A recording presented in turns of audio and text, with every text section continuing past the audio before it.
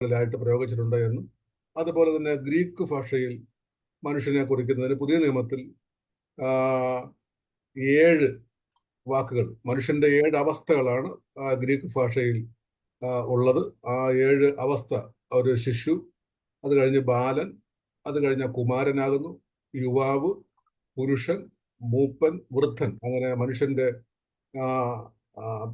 ജനനം മുതലുള്ള 7 അവസ്ഥകളെ കുറിക്കുന്ന 7 ഗ്രീക്ക് പദങ്ങളാണ് ബൈബിളിൽ ഉപയോഗിച്ചിട്ടുള്ളത്. ശിശു അല്ലെങ്കിൽ പൈഡിയോൻ, പൈസ് അല്ലെങ്കിൽ ബാലൻ, മൈരാഖിയോൻ അല്ലെങ്കിൽ കുമാരൻ, അതുപോലെ നെയാസ്കോസ് യുവാവ്, അനീർ പുരുഷൻ, പ്രസ്ബ്യൂട്ടിസ് മൂപ്പൻ, ഗരോൻ വൃദ്ധൻ. അങ്ങനെയുള്ള 7 പേരുകളിലൂടെയാണ് വിശുദ്ധ ബൈബിളിൽ മനുഷ്യനെ കുറിച്ച് കൊടുത്തിരിക്കുന്നത്. എന്നാൽ നാം സുവിശേഷം പങ്കുവയ്ക്കുവാൻ നിയോഗിക്കപ്പെട്ട ജനമാകയാൽ നാം വിശുദ്ധ ബൈബിളിൽ അവഗാഹമായ അറിവുണ്ടായിരിക്കുമ്പോൾ തന്നെ ശാസ്ത്രീയമായ ഭാഗം കൂടെ നമുക്ക് അറിഞ്ഞിരിക്കേണ്ടത് അത്യന്താപേക്ഷിതമായതുകൊണ്ട് അതിൻ്റെ ആമുഖം മാത്രം കഴിഞ്ഞ ക്ലാസ്സിൽ നാം ഒന്ന് അത്യാവശ്യം അറിഞ്ഞിരിക്കേണ്ട കാര്യങ്ങളെ മാത്രം ഒന്ന് ചിന്തിച്ചിരുന്നു. ജന്തുശാസ്ത്രം അല്ലെങ്കിൽ സുവോളജി മനുഷ്യനെ കാണുന്നത് എങ്ങനെയാണ്? നമ്മൾ ഒരു വ്യക്തിയോട് സുവിശേഷം അറിയിക്കുമ്പോൾ വിദ്യാഭ്യാസമുള്ള ജനമാണ് നമുക്ക് ചുറ്റുമുള്ളത്. നമ്മളോട് കാര്യങ്ങൾ ചോദിക്കുകയും പറയുകയും ഒക്കെ ചെയ്യുമ്പോൾ ആ സയൻസ് അല്ലെങ്കിൽ സുവോളജി മനുഷ്യനെ കുറിച്ച് നൽകിയിരിക്കുന്ന പേരാണ് കഴിഞ്ഞ ആഴ്ച ചിന്തിച്ചു. ഹോമോസാപ്പിയൻസ് എന്ന ഒരു പേരാണ് സയൻസ് മനുഷ്യനെന്ന ജന്തുവിനെ കാണിക്കുവാൻ പ്രയോഗിക്കുന്നത്. അത് മനുഷ്യൻ എന്ന് പറയുന്നത് നട്ടെല്ലുള്ള ജീവികൾ, നട്ടെല്ലുകൾ എന്ന വിഭാഗത്തിൽ ഫൈലം കൊഡേറ്റയിൽ സസ്തനി വിഭാഗം അല്ലെങ്കിൽ മമാലിയ എന്ന് പറയുന്ന വിഭാഗത്തിൽ പ്രൈമേറ്റ് ഗോത്രത്തിൽ പെട്ട ഗോത്രത്തിൽ, അതുപോലെ തന്നെ ഹോമിനീഡിയ എന്ന ഒരു കുടുംബത്തിൽ, ഹോമോ ജെനിസിസിൽ അല്ലെങ്കിൽ ഗണത്തിൽ, സേപ്പിയൻസ് എന്ന് പറയുന്ന ഒരു സ്പേഷ്യസിൽപ്പെട്ട ഒരു ജീവിയായിട്ടാണ് സുവോളജി മനുഷ്യനെ കാണുന്നത്. അപ്പോൾ ബൈബിളിൽ നാം അറിയുന്നതും ലോകപ്രകാരമുള്ള സുവോളജി അല്ലെങ്കിൽ ജന്തുശാസ്ത്രം കാണുന്നതുമായ വശങ്ങളെ അത്യാവശ്യം അറിഞ്ഞിരിക്കേണ്ട കാര്യം കഴിഞ്ഞ ക്ലാസ്സിൽ നാം പഠിച്ചു. മനുഷ്യ സൃഷ്ടി എന്നതിനെ കുറിച്ച് നാം ചിന്തിച്ചു. ബൈബിൾ അത് രേഖപ്പെടുത്തപ്പെട്ടിട്ടുണ്ട്. ദൈവത്തിന്റെ സ്വരൂപത്തിലും സാദൃശ്യത്തിലും മണ്ണുകൊണ്ട് മനുഷ്യനെ ദൈവമായ കർത്താവ് മെനഞ്ഞു എന്ന് രേഖപ്പെടുത്തപ്പെട്ടിരിക്കുന്നു. ആ രേഖപ്പെടുത്തപ്പെട്ട ഭാഗത്തെക്കുറിച്ച് ഒരു വിശ്വാസി അത്യന്താപേക്ഷിതമായി അറിഞ്ഞിരിക്കേണ്ട 3 പദങ്ങൾ ആണ് മനുഷ്യ സൃഷ്ടിയോട് ബന്ധപ്പെട്ട് വിശുദ്ധ ബൈബിൾ രേഖപ്പെടുത്തപ്പെട്ടിരിക്കുന്നത്. അത് ബാറ എന്ന എബ്രായ പദം, അതുപോലെ ആസ എന്ന ഒരു പദം, ഈ ആറ്റ്സർ എന്ന പദം. ഈ 3 പദങ്ങളാണ് ഉപയോഗിച്ചിരിക്കുന്നത്. ആ പദങ്ങൾ ഒരുമിച്ച് ഒറ്റ വാക്യത്തിൽ, ഈ 3 പദങ്ങളും ഒരുമിച്ച് പ്രയോഗിച്ചിരിക്കുന്ന ഒരു ഭാഗമുണ്ട്. യെശയ്യാ പ്രവാചകന്റെ പുസ്തകം 43-ാം അധ്യായത്തിന്റെ 7ാമത്തെ വാക്യത്തിൽ ദൈവമായ കർത്താവ് തന്റെ മഹത്വത്തിനായി സൃഷ്ടിച്ചു, നിർമ്മിച്ചു, ഉണ്ടാക്കിയിരിക്കുന്നു എന്ന് ഒറ്റ വാക്യത്തിൽ കൊടുത്തിട്ടുണ്ട്. ഈ 3 പദങ്ങളും ബാറ അല്ലെങ്കിൽ ഒന്നുമില്ലായ്മയിൽ നിന്ന് നിർമ്മിച്ചു, ആസ അല്ലെങ്കിൽ രൂപം നൽകി, യാത്സർ ഉണ്ടാക്കി. ഒറ്റ പദത്തിൽ ആ 3 പദം ഒരുമിച്ച് രേഖപ്പെടുത്തപ്പെട്ടിട്ടുണ്ട്. അതിനെക്കുറിച്ച് കഴിഞ്ഞ ക്ലാസ്സിൽ വിശദമായി നാം ചിന്തിക്കുകയും കാണുകയും ചെയ്യുന്നു. ദൈവമായ കർത്താവ് ഒന്നുമില്ലായ്മയിൽ നിന്നും ബാറ, ആസ സൃഷ്ടിച്ചു, യാത്സർ രൂപം നൽകി, ഉണ്ടാക്കി. അത് നിലത്തെ പൊടി കൊണ്ടാണ് നിർമ്മിച്ചതെന്നും നാം കഴിഞ്ഞ ക്ലാസ്സിൽ ചിന്തിച്ചു. ദേഹം പൊടിയിൽ നിന്നാണ് എങ്കിലും മനുഷ്യനിൽ അവനെ അഭൗമിക ഘടകമായി ഇരിക്കുന്നത് ദൈവത്തിന്റെ ജീവശ്വാസം ആണ്. അതാണ് മനുഷ്യന്റെ മഹത്വം എന്നും നാം കഴിഞ്ഞ ക്ലാസ്സിൽ കണ്ടു. ദൈവത്തിന്റെ സ്വരൂപത്തിൽ, ദൈവത്തിന്റെ സാദൃശ്യത്തിൽ ആ 2 പദങ്ങൾ, സ്വരൂപം എന്നതിന് എബ്രായ ഭാഷയിൽ ക്ഷലം എന്ന വാക്കാണ് ഉപയോഗിച്ചിരിക്കുന്നത്. അതുപോലെ തന്നെ സാദൃശ്യം എന്നതിന് ദമൂദ് എന്ന വാക്ക് ആണ് ഉപയോഗിച്ചിരിക്കുന്നത്. 2 വാക്കുകൾ വളരെ അർത്ഥവത്തായ വാക്കാണ്. അത് ലത്തീൻ ഭാഷയിൽ, ലത്തീൻ സഭാപിതാക്കന്മാർ ലത്തീൻ ഭാഷയിൽ അതിന് കൊടുത്തിരിക്കുന്ന പേര് ഇമാഗോ എന്ന വാക്കാണ്. അതുപോലെ ഗ്രീക്ക് ഭാഷയിൽ ഐക്കോൺ എന്ന വാക്ക് കൊടുത്തിരിക്കുന്നു. ഈ ദൈവത്തിന്റെ ഈ സാദൃശ്യം, ഈ ദൈവത്തിന്റെ സാദൃശ്യം അത് വ്യക്തമാക്കുന്നത് ദൈവത്തിന്റെ ആ സവിശേഷതയുടെ നൈതികമായ വശമായിട്ടും അതിൻ്റെ സ്വരൂപത്തെ ഭൗതിക വശമായും അതിനെ ചിത്രീകരിക്കുന്നു വിശുദ്ധ ബൈബിൾ. ദൈവത്തിന്റെ സാദൃശ്യം എന്താണെന്ന് വ്യക്തമാക്കുക പ്രയാസമാണ്. കാരണം ദൈവത്തിന് ശരീരമില്ല. കാരണം ദൈവം ആത്മാവാണ്. ദൈവത്തിനൊരു മൂർത്തമായ രൂപം ഇല്ല. കാരണം ദൈവം ആത്മാവാണ്. എന്നാൽ ആത്മാവിന്റെ ഗുണങ്ങളാണ് മനുഷ്യ സൃഷ്ടിയിൽ മനുഷ്യന് ദൈവത്തിന്റെ ദൈവശ്വാസത്തിലൂടെ ലഭിച്ചിരിക്കുന്നത്. ദൈവത്തിന്റെ സാദൃശ്യത്തിലും സ്വരൂപത്തിലും സൃഷ്ടിക്കപ്പെട്ട മനുഷ്യന് ദൈവത്തിൽ നിന്ന് നേരിട്ട് കിട്ടിയിരിക്കുന്നത് പ്രധാനമായ 3 കാര്യങ്ങളാണെന്ന് നാം കണ്ടു. ഒന്ന് വിവേകം, മനസാക്ഷി, ഇച്ഛാശക്തി. ഈ 3 കാര്യങ്ങളാണ് ദൈവത്തിൽ നിന്ന് മനുഷ്യന് ദൈവത്തിന്റെ സാദൃശ്യത്തിലൂടെ സ്വരൂപത്തിലൂടെ ലഭിച്ചിരിക്കുന്നത്. ഈ 3 അവസ്ഥകൾ, അതായത് വിവേകവും അതുപോലെ മനസാക്ഷിയും ഇച്ഛാശക്തിയും, ഇത് ദൈവ സാദൃശ്യത്തിലൂടെ ആണ് മനുഷ്യന് ലഭിച്ചിരിക്കുന്നതും ഈ സാദൃശ്യമാണ് മനുഷ്യന് ദൈവത്തോട് ബന്ധപ്പെടാൻ കഴിയുന്നതും എന്നും നാം കഴിഞ്ഞ ക്ലാസ്സിൽ ചിന്തിച്ചു. ഈ ദൈവ സാദൃശ്യമാണ് പാപത്താൽ നഷ്ടപ്പെട്ടു പോയത്. അല്ലെങ്കിൽ വിവേകവും അതുപോലെ തന്നെ ഇച്ഛാശക്തിയും മനസാക്ഷിയും ആണ് മനുഷ്യന് നഷ്ടപ്പെട്ടു പോയത്. എന്നാൽ ഒരു വീണ്ടും ജനനത്തോടുകൂടി, പുതുജനനത്തോടുകൂടി സൃഷ്ടാവിന്റെ പ്രതിമ പ്രകാരം ഒരു പുതിയ മനുഷ്യനെ ധരിച്ചെടുപ്പോൾ അല്ലെങ്കിൽ ധരിച്ച നിമിഷം അവന് നഷ്ടപ്പെട്ടു പോയ ഈ സ്വരൂപം, സാദൃശ്യം അവന് മടക്കി ലഭിച്ചിരിക്കുകയാണ്. അഥവാ അവന് മടക്കി ലഭിച്ചിരിക്കുന്നത് വിവേകവും മനസാക്ഷിയും ഇച്ഛാശക്തിയുമാണ്.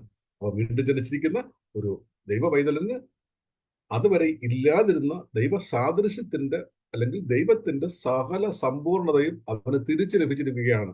വിവേകമായി, അത് മനസാക്ഷിയായി, ഇച്ഛാശക്തിയായി. ഇത് 3 ഒരു വിശ്വാസിയെ കാണുന്നില്ല എങ്കിൽ അതിന്റെ അർത്ഥം അവൻ വീണ്ടും ജനിച്ചിട്ടില്ല എന്ന് തന്നെയാണ്. അത് യാതൊരു സംശയവുമില്ല. അതിനെക്കുറിച്ച് നാം കഴിഞ്ഞ ക്ലാസ്സിൽ വളരെ വിശദമായി നാം കണ്ടതാണ്. ഈ സാദൃശ്യം വഹിക്കുന്നിടത്തുന്നത് കൊണ്ട് മനുഷ്യനെ നശിപ്പിക്കാൻ, അവനെ ഉന്മൂലനം ചെയ്യാൻ ആർക്കും ഒന്നിനും സാധ്യമല്ല. കാരണം മനുഷ്യൻ ദൈവത്തിന്റെ സാദൃശ്യവും സ്വരൂപവും വഹിക്കുന്നവനാണ്. ഒന്നുകിൽ അവന് നിത്യജീവൻ, അല്ലെങ്കിൽ നിത്യമരണം, നിത്യദണ്ഡനം. നശിപ്പിച്ചു കളയുവാൻ, ഉന്മൂലനം ചെയ്യുവാൻ ആർക്കും കഴിയില്ല. കാരണം ദൈവത്തിന്റെ സാദൃശ്യവും ത്തിലാണ് അവനെ സൃഷ്ടിച്ചിരിക്കുന്നത്. ഈ സൃഷ്ടിയെ ദൈവം ഏദൻ തോട്ടത്തിൽ ആക്കി. അവിടെ സംഭവിച്ചതിനെ കുറിച്ച് ഇപ്പോൾ വിവരിക്കുന്നില്ല. കഴിഞ്ഞ ക്ലാസ്സിൽ നാം അതിനെക്കുറിച്ച് ചിന്തിച്ചിരുന്നു.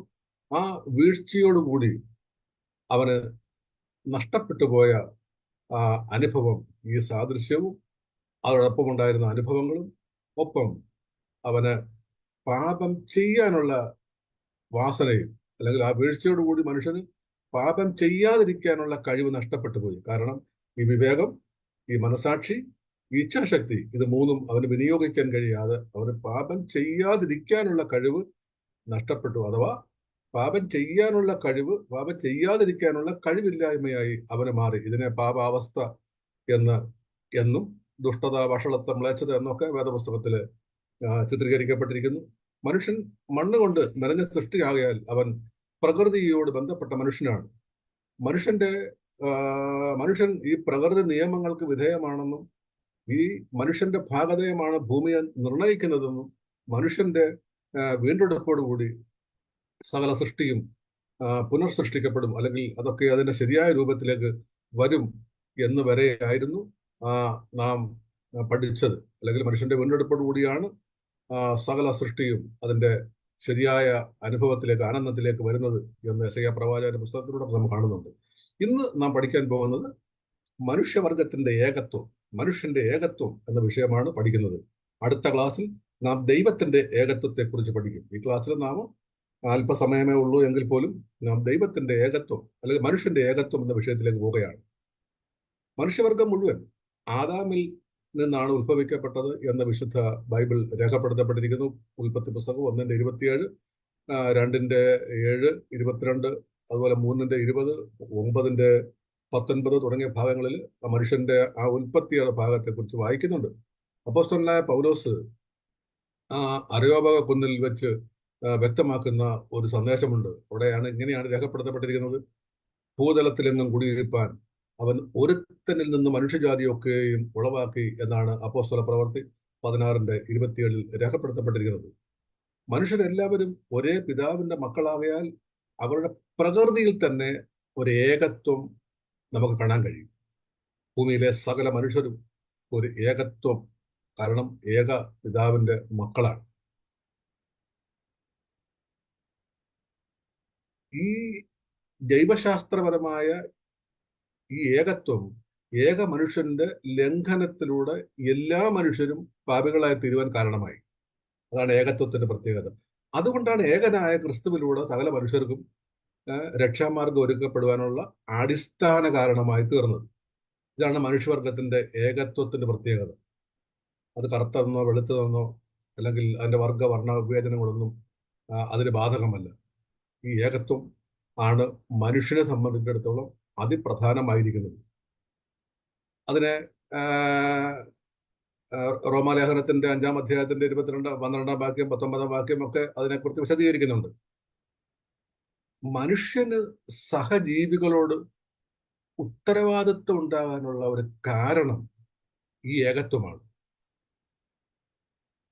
അത് വിശ്വാസിക്ക് അടുത്ത വിശ്വാസിയോട് മാത്രമല്ല, സകല മനുഷ്യരോടും ഉത്തരവാദിത്വമുണ്ട്. ഈ ഉത്തരവാദിത്വം ഉണ്ടാകാനുള്ള കാരണം ഈ ഏകത്വമാണ്. ഉൽപ്പത്തി പുസ്തകം 4-ാം അധ്യായത്തിന്റെ 9-ാം വാക്യത്തിൽ കായിന്റെ കാര്യം നമുക്കറിയാം. സഹോദരന്റെ കാവൽക്കാരനോ ഞാൻ എന്ന് മറുതലിക്കുന്ന ചോദ്യവും നമുക്കൊക്കെ അറിയാം. ഈ ഉത്തരവാദിത്വം ഉണ്ടാകാനുള്ള കാരണം ഈ ദൈവത്തിന്റെ സാദൃശ്യം വഹിക്കുന്ന ഏക പിതാവിന്റെ മക്കളാകയാൽ ഈ ഏകത്വം വഹിക്കുന്നവരാണ് മനുഷ്യവർഗം. ആ ഉത്തരവാദിത്വം നിർവഹിക്കാൻ ഈ വിവേകവും മനസാക്ഷിയും ഇച്ഛാശക്തിയും നഷ്ടപ്പെട്ടു പോയ മനുഷ്യർക്ക് കഴിയത്തില്ല, കഴിഞ്ഞിട്ടില്ല, മേലാൽ കഴിയുകയുമില്ല. എന്നാൽ ക്രിസ്തു എന്ന ഈ ഏക മനുഷ്യനെ, ഏക പുരുഷനെ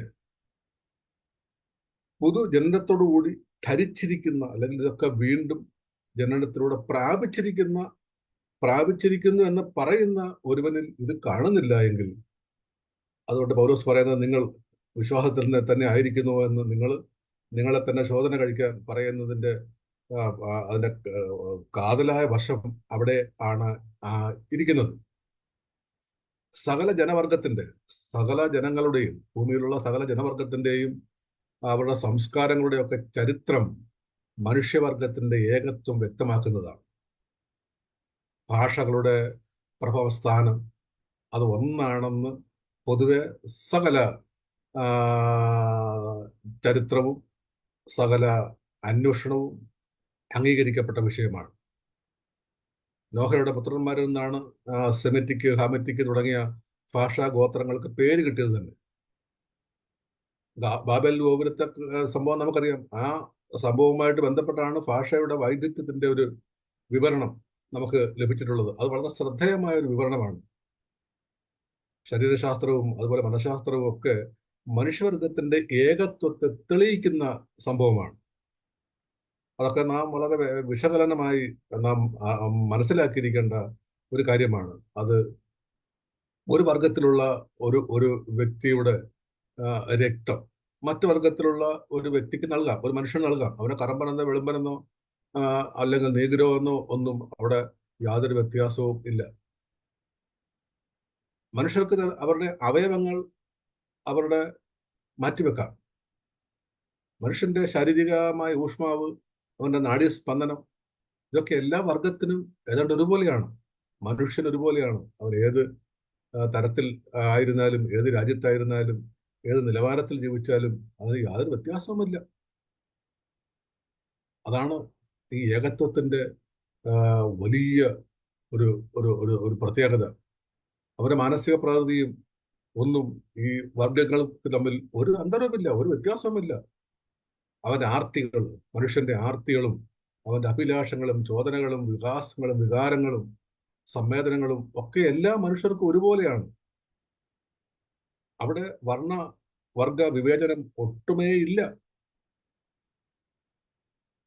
ഈ വർഗങ്ങളുടെ ഉച്ചനീചത്വ ഭാവങ്ങൾ, അതിന്റെ അവകാശവാദങ്ങൾ, ഞങ്ങൾ ആര്യന്മാരാണ്, ഞങ്ങൾ വളരെ ശ്രേഷ്ഠരാണ്, ഞങ്ങൾ അബ്രായരാണ്, ഞങ്ങൾ വളരെ ശ്രേഷ്ഠരാണ്, അല്ലെങ്കിൽ ഞങ്ങൾ ഏതോ ഉയർന്ന വർഗത്തിൽപ്പെട്ടവരാണ്, ഇതിനൊന്നും യാതൊരു പ്രസക്തിയുമുള്ള വിഷയമല്ല. ഈ അവകാശവാദങ്ങളൊക്കെ വിജ്ഞരായിട്ടുള്ള ആളുകൾ തള്ളിക്കളഞ്ഞിരിക്കുന്ന കാര്യങ്ങളാണ്. സാഹചര്യങ്ങൾ ഒത്തുവന്നാൽ, ചുറ്റുപാടുകൾ ഒത്തുവന്നാൽ, സാഹചര്യങ്ങളും ചുറ്റുപാടുമൊക്കെ അനുകൂലമായി വന്നാൽ ഏത് വർഗത്തിൽപ്പെട്ട മനുഷ്യരും ഒന്നുപോലെ വളർച്ച പ്രാപിക്കുകയും ഒന്നുപോലെ വികാസം പ്രാപിക്കുകയും ചെയ്യും. യാതൊരു സംശയമില്ല. ഇതാണ് മനുഷ്യവർഗത്തിന്റെ ആ ഏകത്വത്തിന്റെ സവിശേഷത. അതാണ് വിശുദ്ധ ബൈബിളിന്റെ മഹത്വവും. മനുഷ്യൻ ഏകനായി കാണുവാൻ, അവന്റെ ഏകത്വമായി കണ്ട് ആ ഏക മനുഷ്യനാൽ പാപവും ഏക മനുഷ്യനാൽ അതിനുള്ള പരിഹാരവും ആ മനുഷ്യന്റെ ഏകത്വത്തോടെ കാണുന്ന ആ മനോഭാവം തന്നെയാണ് ഈ വിശുദ്ധ ഗ്രന്ഥത്തിന്റെ മഹിമ വെളിപ്പെടുത്തുന്നത്. ദൈവസൃഷ്ടിയുടെ ഉദ്ദേശ്യം, മനുഷ്യനെ സൃഷ്ടിച്ചതിന്റെ ഉദ്ദേശ്യം വിശുദ്ധ ബൈബിൾ വെളിപ്പെടുത്തുന്നുണ്ട്. അത് ദൈവത്തിനെ മഹത്വപ്പെടുത്തുന്നതിനും ദൈവത്തിന്റെ മഹത്വം ഘോഷിക്കുന്നതിനും വേണ്ടിയാണ് ദൈവം മനുഷ്യനെ സൃഷ്ടിച്ചിരിക്കുന്നതെന്നാണ് വിശുദ്ധ ബൈബിൾ രേഖപ്പെടുത്തപ്പെട്ടിരിക്കുന്നത്. അതിന്റെ യെശയ്യാവിന്റെ പുസ്തകം നാം വായിച്ചതാണ്. 43-ാം അധ്യായത്തിന്റെ 7-ാം വാക്യം കഴിഞ്ഞ ക്ലാസ്സിൽ പല പ്രാവശ്യം ആ ഭാഗം വിശദമായി ചിന്തിച്ചതാണ്. അവിടെ രേഖപ്പെടുത്തപ്പെട്ടിരിക്കുന്നത് ഇങ്ങനെയാണ്: ദൂരത്തു നിന്ന് എൻ്റെ പുത്രന്മാരെയും ഭൂമിയുടെ അറ്റത്തു നിന്ന് എൻ്റെ പുത്രിമാരെയും എൻ്റെ നാമത്തിൽ വിളിച്ചും എൻ്റെ മഹത്വത്തിനായി സൃഷ്ടിച്ചു നിർമ്മിച്ചു ഉണ്ടാക്കിയും ഇരിക്കുന്ന ഏവരെയും കൊണ്ടുവരിക എന്ന് കൽപ്പിക്കും. ആ ദൈവത്തിന്റെ മഹത്വത്തിനായി സൃഷ്ടിച്ചു നിർമ്മിച്ചു ഉണ്ടാക്കി എന്നാണ് രേഖപ്പെടുത്തപ്പെട്ടിരിക്കുന്നത്. തിന്നാലും കുടിച്ചാലും എന്ത് ചെയ്താലും ദൈവത്തിന്റെ മഹത്വത്തിനായി, ദൈവനാമ മഹത്വത്തിനായി ചെയ്യേണ്ടതാണ് എന്ന് കൊരിന്ത്യ ലേഖനത്തിലൂടെ അതിന്റെ 10-ാം അധ്യായത്തിന്റെ 31-ാം വാക്യത്തിലൂടെ പൗലോസ് അപ്പോസ്തലനും ആ സത്യം ആജ്ഞാപിക്കുകയാണ്, വെളിപ്പെടുത്തുകയാണ്. ദൈവത്തിന് നാം വളരെ മാന്യതയുള്ളവരും വിലയുള്ളവരുമാണ്. ദൈവത്തിന് നാം മാന്യരാണെന്ന് മാത്രമല്ല വിലയേറിയവരാണ് എന്ന് വിശുദ്ധ ബൈബിൾ വെളിപ്പെടുത്തുന്നു. അത് വളരെ പ്രധാനപ്പെട്ട ഒരു വിശ്വാസി സംബന്ധിച്ചിടത്തോളം വളരെ പ്രധാനം ഉണ്ടാക്കുന്നതും വളരെ സന്തോഷം പകരുന്നതുമായ ഒരു കാര്യമാണ്. ദൈവത്തിൽ, അതുകൊണ്ട് തന്നെ ദൈവത്തിൽ ഒരു മനുഷ്യൻ ആനന്ദിക്കുകയും ദൈവത്തോട് കൂട്ടായ്മ പുലർത്തുകയും ചെയ്യുന്നത് തന്നെയാണ് മനുഷ്യ ജീവിതത്തിന് ലക്ഷ്യബോധം നൽകുന്നത്. ഈ അനുഭവം ഇല്ലാത്ത മനുഷ്യന് ഒരു ലക്ഷ്യബോധമില്ല. എങ്ങോട്ടാണ് അവൻ പോകുന്നതെന്ന് അവൻ അറിയുന്നില്ല. എന്നാൽ വീണ്ടും ജനിച്ച ഈ പുതു മനുഷ്യനെ ധരിച്ച് വിവേകവും മനസാക്ഷിയും ഇച്ഛാശക്തിയും പ്രാപിച്ചിരിക്കുന്ന വ്യക്തിക്ക് മാത്രമേ ലക്ഷ്യബോധത്തോടുകൂടി മുന്നോട്ട് പോകുവാൻ കഴിയുകയുള്ളൂ എന്ന് വിശുദ്ധ ഗ്രന്ഥം അടിവരയിട്ട് ഉറപ്പിച്ചു പറയുന്നു. ലക്ഷ്യബോധം, അത് സങ്കീർത്തനത്തിന്റെ പുസ്തകം 16-ാം അധ്യായത്തിന്റെ 11-ാം വാക്യത്തിലും 27-ാം സങ്കീർത്തനത്തിന്റെ 4-ാം വാക്യത്തിലും അത് ഉറപ്പിച്ചു പറയുന്നു. ലക്ഷ്യബോധത്തിന് ഇത് തന്നെ ഉള്ളു വഴി, വേറെ മാർഗമില്ല എന്ന്. മനുഷ്യൻ ദൈവത്തിൽ സന്തോഷിക്കുന്നത് പോലെ ദൈവം മനുഷ്യനിലും സന്തോഷിക്കുന്നു എന്നുള്ളതാണ് വിശുദ്ധ ബൈബിളിന്റെ മഹത്വം. അത് യെശയ്യാ പ്രവാചകന്റെ പുസ്തകം 62-ാം അധ്യായത്തിന്റെ 5-ാം വാക്യത്തിൽ വായിക്കുന്നുണ്ട്. യൗവനക്കാരൻ കന്യകയെ വിവാഹം ചെയ്യുന്നത് പോലെ നിന്റെ പുത്രന്മാർ നിന്നെ വിവാഹം ചെയ്യും. മണവാളൻ മണവാട്ടിയിൽ സന്തോഷിക്കുന്നത് പോലെ നിന്റെ ദൈവം നിന്നിൽ സന്തോഷിക്കും. ഇതാണ് ഈ ഏകത്വത്തിന്റെ മഹത്വം വെളിപ്പെടുന്ന അതിപ്രധാനമായ ഭാഗം. ഈ ദൈവം ഭാവിയിൽ ദൈവം തന്റെ സ്വന്തം ജനത്തിൽ ആനന്ദിക്കുന്നതിനെ കുറിച്ച് സെഫന്യാ പ്രവാചകനും അത് പ്രവചിച്ച് പറഞ്ഞിട്ടുണ്ട്. സെഫന്യാവിന്റെ പുസ്തകം 3-ാം അധ്യായത്തിന്റെ 17-18 വാക്യത്തിൽ കാണുന്നത് എങ്ങനെയാണ്: നിന്റെ ദൈവമായ യഹോവ രക്ഷിക്കുന്ന വീരനായി നിന്റെ മധ്യേ ഇരിക്കുന്നു. അവൻ നിന്നിൽ അത്യന്തം സന്തോഷിക്കും. തന്റെ സ്നേഹത്തിൽ അവൻ മിണ്ടാതിരിക്കുന്നു. ഘോഷത്തോടെ അവൻ നിങ്ങൾ ആനന്ദിക്കും. ലജ്ജാഭാരം വഹിച്ചവളായ നിനക്കുള്ളവരായി സംഘത്തെ വിട്ട് ദുഃഖിക്കുന്നവരെ ഞാൻ ചേർത്തുകൊള്ളും. അങ്ങനെ പരസ്പര പൂരകമായി മനുഷ്യന്റെ ആ ഏകത്വവും ദൈവത്തിന്റെ ഏകത്വവും തമ്മിൽ ഏറ്റുമുട്ടുന്ന ഒരു ഗ്രന്ഥമാണ് വിശുദ്ധ ബൈബിൾ. അതിന്റെ മഹത്വവും. ഈ മനുഷ്യനെ കുറിച്ച് ചിന്തിക്കുമ്പോൾ മനുഷ്യനെ കുറിക്കുന്നതിനായി, അല്ലെങ്കിൽ മനുഷ്യനോട് ബന്ധപ്പെട്ട് ദൈവത്തിന്റെ ആളത്വത്തെ ചിത്രീകരിക്കുന്ന അതിപ്രധാനമായ ഒരു പദമാണ് മനുഷ്യപുത്രൻ എന്നത്. സൺ ഓഫ് മാൻ, ബേൻ ആദാം എന്നാണ് മനുഷ്യപുത്രൻ എന്ന വാക്കിന് എബ്രായ ഭാഷയിൽ കൊടുത്തിരിക്കുന്നത്. ഈ ബേൻ ആദാം എന്ന മനുഷ്യപുത്രനെ കുറിക്കുന്ന ആ പദം പല സ്ഥലങ്ങളിലും മനുഷ്യൻ എന്ന അർത്ഥത്തിൽ ആണ് പ്രയോഗിച്ചിരിക്കുന്നത്. മനുഷ്യപുത്രൻ എന്നത് സങ്കീർത്തനത്തിന്റെ 8:4 അതുപോലെ 146:3 അത് കാണുന്നുണ്ട്. പുതിയ നിയമത്തിലും ക്രിസ്തു തന്റെ സ്വയം തന്നെ വിളിച്ചിരുന്നത് മനുഷ്യപുത്രൻ എന്നാണ്. പഴയ നിയമത്തിൽ എസക്കേൽ പ്രവാചകൻ മാത്രമല്ല, എസക്കേൽ പ്രവാചകനെ, ദാനിയേൽ പ്രവാചകനെ ഒക്കെ മനുഷ്യപുത്ര എന്ന് പലയിടങ്ങളിൽ സംബോധന ചെയ്തിട്ടുണ്ട്. പ്രത്യേകിച്ച് എസക്കേൽ പ്രവാചകനെ 91 പ്രാവശ്യം മനുഷ്യപുത്രൻ എന്ന് വിളിച്ചിട്ടുണ്ട് വിശുദ്ധ ഗ്രന്ഥത്തിൽ. ഇവിടെയൊക്കെ മനുഷ്യൻ എന്ന സാമാന്യ അർത്ഥത്തിലാണ് ഈ മനുഷ്യപുത്രൻ എന്ന പദം പ്രയോഗിച്ചിരിക്കുന്നത്. അതിനെ വിവക്ഷിച്ചിരിക്കുന്നത് മനുഷ്യൻ എന്ന അർത്ഥത്തിൽ മാത്രമാണ്. മനുഷ്യപുത്ര എന്ന് വിളിച്ചിരിക്കുന്നതൊക്കെയും ആ മനുഷ്യൻ എന്ന ഒരൊറ്റ വിവക്ഷയിൽ ആണ് കൊടുത്തിരിക്കുന്നത്. പഴയ നിയമത്തിൽ പലയിടത്തും മനുഷ്യപുത്രൻ എന്നിങ്ങനെ സമാന്തരമായ വ്യാഖ്യാനം നമുക്ക് ധാരാളം ഇടത്ത് കാണാവുന്നതാണ്.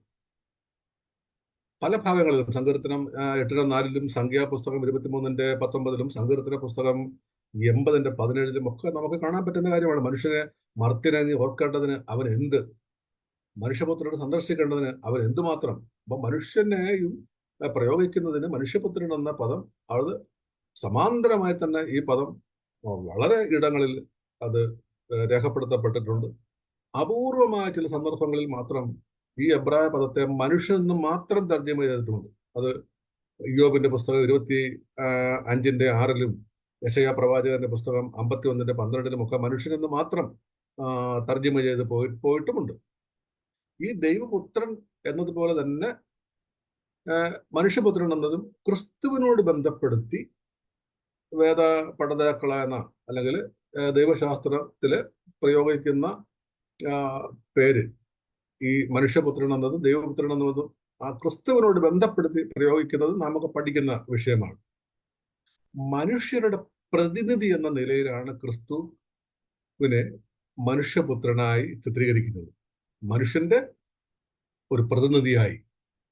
ഒടുക്കത്തെ ആദാമാണ് കർത്താവെന്ന് 1 കൊരിന്ത്യർ ലേഖനം 15:45 കാണുന്നുണ്ട്. ഈ മനുഷ്യപുത്രൻ എന്നത് കർത്താവിന്റെ വർഗനാമമാണ്. മനുഷ്യപുത്രൻ എന്നത് കർത്താവിന്റെ വർഗനാമവും ദാവീദ് പുത്രൻ എന്നത് യഹൂദ്യ നാമവും ദൈവപുത്രൻ എന്നത് ദൈവിക നാമവുമാണ്. ഇതാണ് ദൈവത്തിന്റെ ഏകത്വത്തിലേക്ക് വരുമ്പോൾ പരമപ്രധാനമായി വിശുദ്ധ ബൈബിൾ അത് അഗാധമായി പഠിക്കുമ്പോൾ നമുക്ക് കാണാൻ കഴിയുന്നത് ഈ ഒരു ക്രമത്തിലാണ്. തന്റെ മനുഷ്യപുത്രൻ എന്ന പ്രയോഗം തന്റെ വർഗനാമം മനുഷ്യവർഗത്തെ മുഴുവൻ പ്രതിനിധീകരിക്കുന്ന വർഗനാമമാണ്. മനുഷ്യവർഗത്തിന്റെ നാമമായിട്ടും അതുപോലെ തന്നെ ദാവീദ് പുത്രൻ എന്നത് യഹൂദ്യ നാമമായിട്ടും ദൈവപുത്രൻ എന്നത് ദൈവിക നാമമായിട്ടുമാണ് വിശുദ്ധ ബൈബിൾ നമുക്ക് വെളിപ്പെടുത്തി തന്നിരിക്കുന്നത്. ഇത് വേർതിരിച്ച് പഠിച്ചെങ്കിൽ മനസ്സിലാക്കിയെങ്കിൽ മാത്രമേ വേദഗ്രന്ഥം യഥാർത്ഥത്തിൽ ഗ്രഹിക്കുന്നതിന്, വേദത്തിന്റെ അകത്തേക്ക് ഇറങ്ങി ഗ്രഹിക്കുന്നതിന് മനുഷ്യർക്ക് കഴിയുകയുള്ളൂ.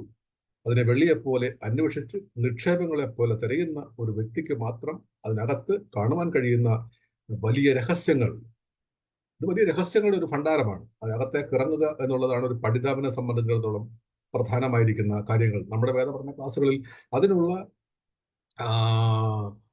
വഴികൾ പറഞ്ഞു കൊടുക്കുക, പഠിപ്പിക്കുക എന്നത് മാത്രമാണ് നാം നിർവഹിക്കുന്നത്. അത് ഓരോ വ്യക്തികളും അത് ചെയ്ത് അത് പരിശീലിച്ച് നേടിയെടുക്കേണ്ട കാര്യമാണ്.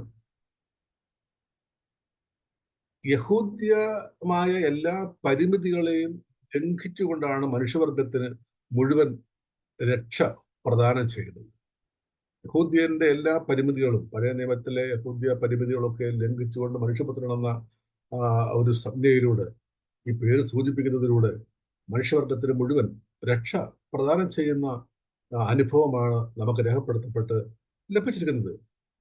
ക്രിസ്തുവിനെ ഇസ്രായേലിന്റെ രാജാവായിട്ടാണ് നഥനയേൽ അവകാശപ്പെടുന്നത്. കർത്താവിന്റെ അടുക്കൽ നഥനയേൽ പറയുന്നതാണ് നീ ഇസ്രായേലിന്റെ രാജാവ്. പക്ഷെ ഈ നഥനയേലിനോട് കർത്താവ് ഒപ്പം കൊടുക്കുന്നതിന് മറുപടിയുണ്ട്. സ്വർഗം തുറന്നിരിക്കുന്നതും മനുഷ്യപുത്രന്റെ അടുക്കൽ ദൈവദൂതന്മാർ കയറുകയും ഇറങ്ങുകയും ചെയ്യുന്നതും നിങ്ങൾ കാണും എന്നിങ്ങനെ ഇതിനേക്കാൾ വലിയത് കാണുമെന്നും കർത്താവ് അവിടെ പറഞ്ഞു. അപ്പോൾ ഈ പരിമിതികൾക്കൊക്കെ അപ്പുറമായി മനുഷ്യവർഗത്തിന്റെ മുഴുവനായ രക്ഷ പ്രദാനം ചെയ്തതിനായി തന്റെ ദൈവിക നാമം അവിടെ പ്രയോഗിക്കുകയാണ്.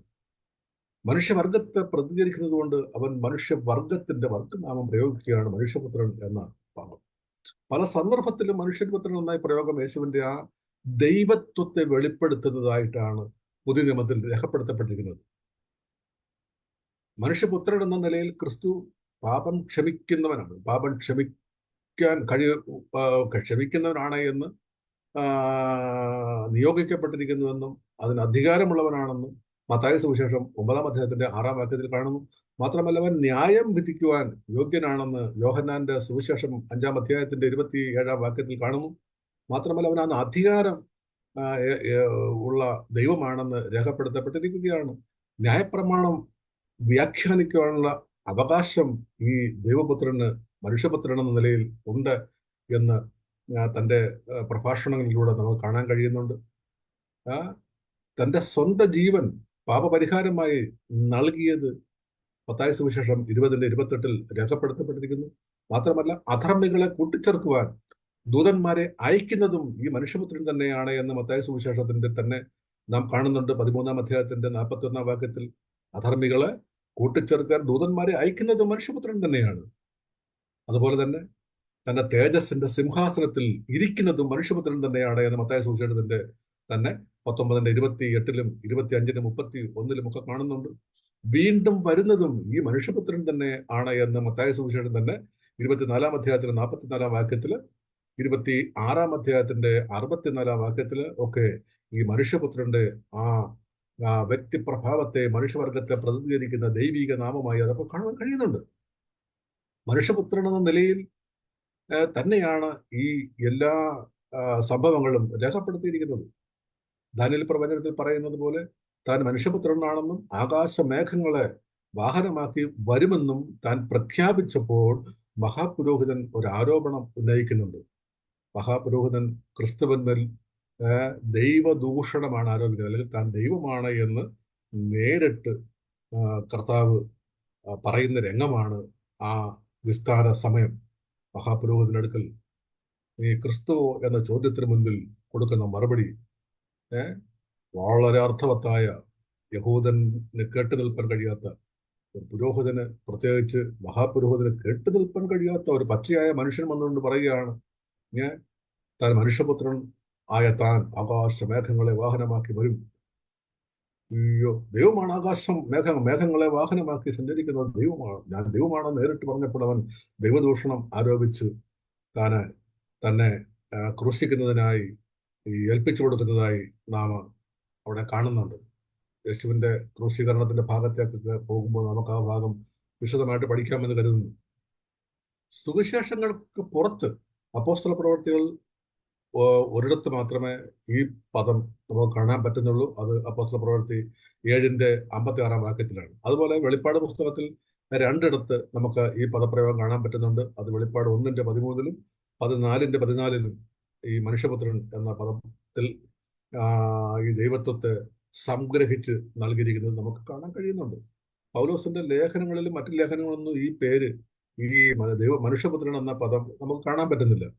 സുവിശേഷങ്ങളിൽ യേശു മാത്രമേ മനുഷ്യപുത്രനെന്ന് പറയുന്നുള്ളൂ. ശിഷ്യന്മാരോ മറ്റാരും തന്നെ യേശുവിനെ അപ്രകാരം വിളിക്കുകയോ അങ്ങനെ പരാമർശിക്കുകയോ ചെയ്തിട്ടില്ല. കർത്താവ് നേരിട്ട് താൻ തന്നെ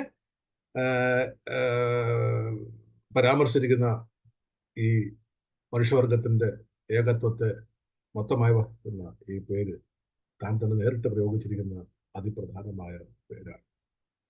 മറ്റാരും അത് തുനിഞ്ഞിട്ടില്ല.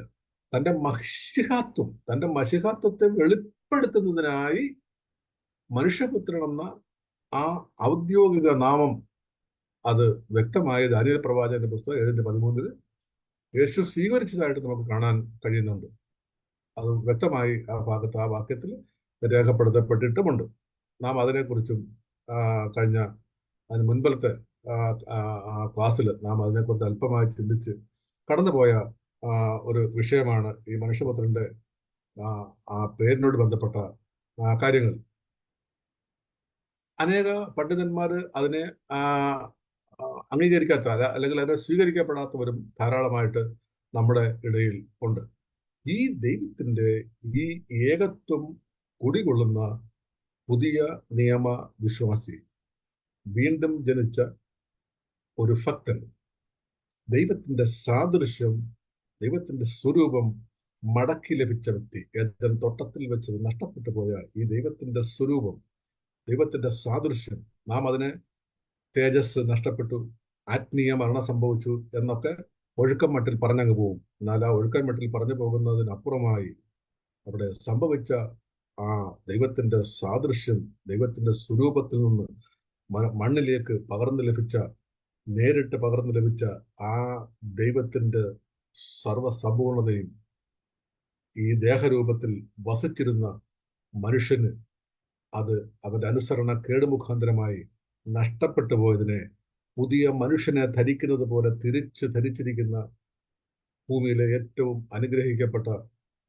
ഏറ്റവും ഭാഗ്യമേറിയ, സൃഷ്ടിയുടെ മഹത്വമായി തന്നെ വെളിപ്പെടുന്ന പുതിയ നിയമ വിശ്വാസി ഒരു ജീവിതത്തിൽ ഈ പുതു മനുഷ്യനെ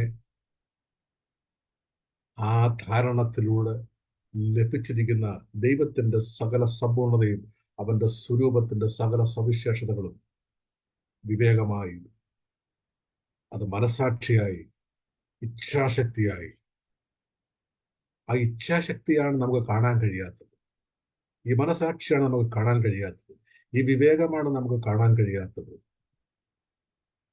നിങ്ങൾ വിശ്വാസത്തിലായിരിക്കുന്നുവോ എന്ന് നിങ്ങളെ തന്നെ ശോധന ചെയ്യുകയും, ദൈവം സകലതും നന്മയ്ക്കായി ചെയ്യുന്നത്, തിന്മയ്ക്കായി യാതൊന്നും ചെയ്യുകയില്ല. ദൈവത്തിന്റെ വാഗ്ദത്തങ്ങളും ദൈവത്തിൽ ഉറച്ച് ആ ഇച്ഛാശക്തിയോടെ മുന്നോട്ട് പോകേണ്ടതിന് എന്റെ വലം കൈ പിടിച്ചിരിക്കുന്നു. എന്റെ കയ്യിൽ നിന്ന് നിന്നെ കവർന്നെടുക്കുവാൻ കഴിയുകയില്ല. പെറ്റമ്മ മറന്നാലും ഞാൻ നിന്നെ മറക്കുകയില്ല, ഉപേക്ഷിക്കുകയുമില്ല. ലോകത്തിന്റെ സകലം നിനക്ക് ആവശ്യമെന്ന് അറിയുന്നു.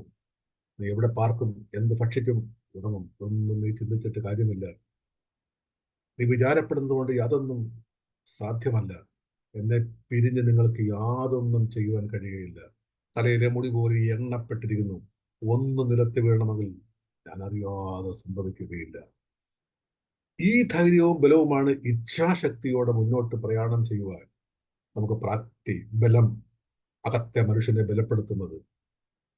പക്ഷെ ഈ ഇച്ഛാശക്തി നമുക്ക് നഷ്ടപ്പെട്ടു പോയത്, ഏദൻ തോട്ടത്തിൽ നഷ്ടപ്പെട്ടു പോയത് പുതിയ മനുഷ്യനെ ധരിച്ചപ്പോൾ, ക്രിസ്തു എന്ന പുരുഷനെ ധരിച്ചപ്പോൾ ഇത് മടക്കി ലഭിച്ചു എന്ന് കരുതുകയും, ഈ മടക്കി ലഭിച്ചതിൻ്റെതായ ഇച്ഛാശക്തിയും ആ മനസാക്ഷിയും ആ വിവേകവും ഇല്ലാതെ ഇരിക്കുന്നുവോ എന്ന് സ്വയം ശോധന ചെയ്തുകൊണ്ട് നമുക്ക് അടുത്ത വിഷയത്തിലേക്ക് നമുക്ക് പ്രവേശിക്കാം.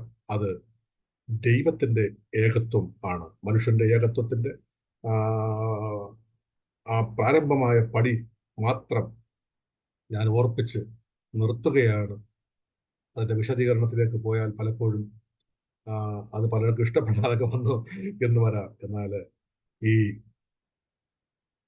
ദൈവത്തിന്റെ ആ സ്വരൂപത്തെയും ആ ദൈവത്തിന്റെ സാദൃശ്യത്തെയും പുതിയ നിയമ വിശ്വാസി അതിന് ക്ഷതമേൽപ്പിക്കുമ്പോൾ ഈ ദൈവത്തിന്റെ സ്വരൂപത്തിനും ദൈവത്തിന്റെ ആ സാദൃശ്യത്തിനുമാണ് കോട്ടം വരുത്തുന്നത് എന്ന് ഭയത്തോടെ, വാക്കിലാകട്ടെ പ്രവൃത്തിയിലാകട്ടെ, ഈ ദൈവസ്വരൂപത്തിനാണ് കോട്ടം വരുത്തുന്നത്, ഈ ദൈവസ്വരൂപത്തിനെയാണ് നശിപ്പിക്കുന്നത്, ഈ ദൈവസ്വരൂപത്തിനാണ് ക്ഷതമേൽപ്പിക്കുന്നത് എന്നുള്ള ഒരു ഭയം അത് ഭരിക്കുവാൻ സർവശക്തനായ ദൈവം എൻ്റെ വാക്കുകൾ കേൾക്കുന്ന, ഇപ്പോൾ കേട്ടുകൊണ്ടിരിക്കുന്ന, ഒരു പക്ഷേ പിന്നത്തേതിൽ കേൾക്കുവാൻ സാധ്യതയുള്ള സകല ദൈവമക്കളോടും ഞാൻ ഈ അന്ത്യകാലത്ത് ഭയത്തോടെ ഓർപ്പിക്കുകയാണ്.